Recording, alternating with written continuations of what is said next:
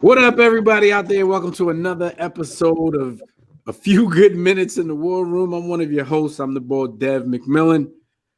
I'm in the War Room with my homies. We got Jimmy the Blueprint in the building. What up, Jim?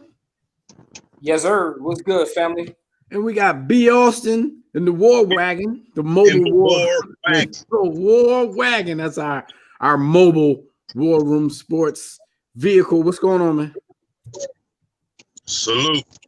All right, so look, man, we're just here for, like we said, a few good minutes, man. We want to talk about everything that's going on with the pending return of the NBA. And, you know, what we really want to touch on is the comments made by Damian Lillard when they were floating some of the ideas by the players about how they're going to make this return. I think there was one of those options that he really took exception to when they were talking about bringing everybody back just to get to 70 games before they, you know, until they make a playoff field. That's just one of the options. And we're talking about that because of his comments. Dame Lillard basically said, if we're just showing up just to play a few games just to get to 70 and my team doesn't really have a shot at making the playoffs, then I'm not going to do it. I'm going to sit out. B. Austin, what do you think about Dame Lillard's comments about sitting out if that's the case? Because you got to remember, Portland's like 3 games out of the 8th spot. I'm not even sure how many games everybody's gotten off, but, you know, according to his comments, he doesn't think if they did that option, he doesn't think they would have enough time to have a legitimate shot to catch the 8th seed. Would you be cool with him sitting out? No. But I also will say this, I'm one of those love the game guys. So for me, I throw that in the same category as load management. And it's, you know, the fans want to see you play. The fans of the game, the fans of the Portland Trailblazers, the Dame Dolla fans, like, they want to see you rock, whether you make the playoffs or not, for the love of the game, for the joy of the game. The alternative to that, the other side of the coin, right, is your health, you know, but I don't get the sense from those comments that he's really even thinking about health. He's like, what's it all worth if I'm not making the playoffs? I'm like, okay. I think health was an issue. And, you know, I think he did go on to say, but I think when we say health, he was speaking more of getting injured. But at the same time, this is a risky proposition for everybody because, you know, we have this pandemic happening right now. And even though, like, the NBA's plan would be to put every team at the ESPN Wide World of Sports in Orlando,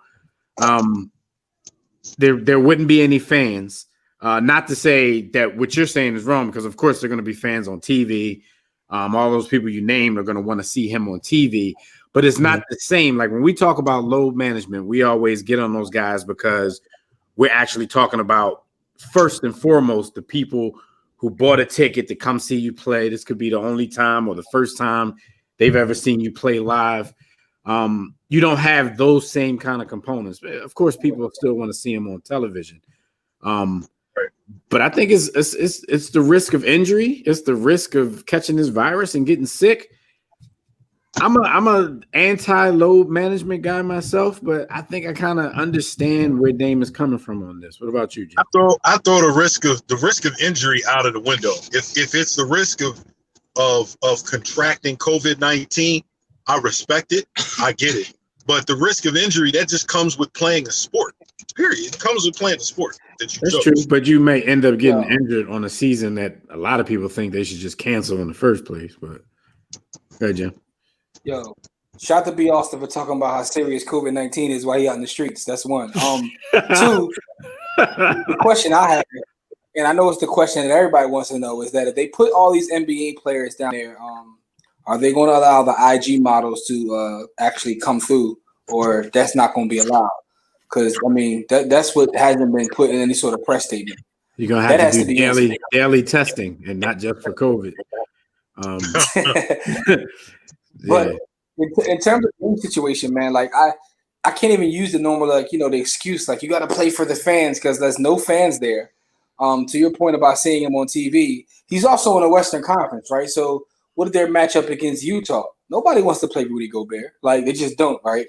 So you got to think about the Rudy Gobert factor. There's or a Rudy Donovan Gobert factor. for that matter. Yeah, and Donovan.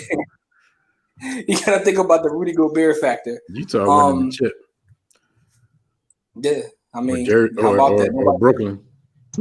Nobody's gonna want to, guard ball. But anyway, with all that being said, man, I kind of get his point. It's like, skip to the playoffs. Like, if that's what you're gonna do, skip to the playoffs. What is the point other than to get the teams in the playoffs, get them in shape by having them going on runs with teams that have no shot at making the playoffs? Right. I mean, because getting to 70 games, that's all they're doing is just giving them a little bit of a preseason, if you will, before they throw them into the playoffs.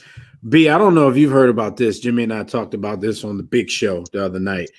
The NHL, if they come back, they're going to go straight to the playoffs, but they're going to do a 24-team tournament because they're just like the NBA. They do 8 on each side, so they're usually 16. But if they come back, they're going to go straight to 24. Therefore, without, if they're not going to do those regular season games, but at the same time, they won't hear these complaints of, well, we might not be able to catch up. So, why are we playing? They're going to let more teams in the playoffs and let everybody rock. How about an idea like that? And the Knicks might win the chip. They still probably still wouldn't get in. Would they get in if it was 24 teams? I have no clue what's happening. Like, it's been so long. I don't know whose record is what. I don't even know the Sixers record. Like, yeah, that take the specialness away. The more people you let in, I guess. But it's a special season. Special circumstances, man. Special circumstances, right? I don't know. I wouldn't want to see that many teams. And this is also, by all accounts, this would be the best time for them to test out that 1 through 16 seeding that they've been trying to, they've been trying to creep in there for the last couple of years. Creep in there. I'm talking about creeping into the conversation for the last few years. I keep hearing that the owners would never go for it because of the travel restrictions, which is why they started the East-West thing in the first place. Because when the playoffs start, you don't want in the first and second rounds, you don't want Eastern teams going all the way out west and vice versa. So, the East battles the East, the West battles the West, and then the finals participants got to do that travel thing. But if you go 1 through 16, that's going to be different. So considering that they probably won't ever do that long term, do y'all think that's a good idea to do now, since we're in these special circumstances? Yeah, I would use special circumstances and a throwaway season as a test kit or test case. Also, as a fan, I think that would be interesting to watch. Yeah, I was about, as a test case, it won't be that great of a test case because they're all going to be in one place. What they really would want to test is what travel's going to do to you. But if they're all in Orlando in the bubble, with the IG models outside, then they're not going to get. But yeah, as a fan, it's interesting. But y'all know me, I'm old fashioned. I'm a purist. In the long run, I would just want them to keep it the way that it is now, especially because the East's kind of caught up a little bit. I mean, we know it's cyclical, so somebody going to dominate the next decade. But right now, the East has gotten a little stronger, so it's not that sentiment of whoever comes out of the West is the champion by default. It's not really like that this year. But I don't know. I haven't seen these dudes playing 2 months. People might be garbage right now. Yeah, I think it's garbage. Yeah. What'd you say, B? I think it's safe to say a lot of them are garbage. Right. What do you think? What do you think the Joker looks like right now? The Penguin. Joker look like the Penguin. I see what you did there. Don't even ask how.